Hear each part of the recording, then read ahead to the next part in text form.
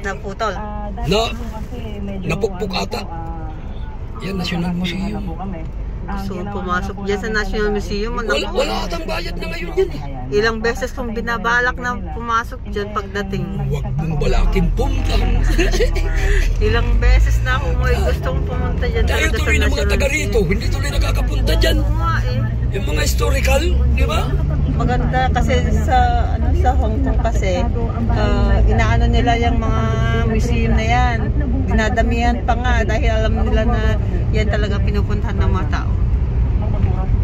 Halos sa Hong Kong nakaano na ako sa mga museum nila doon.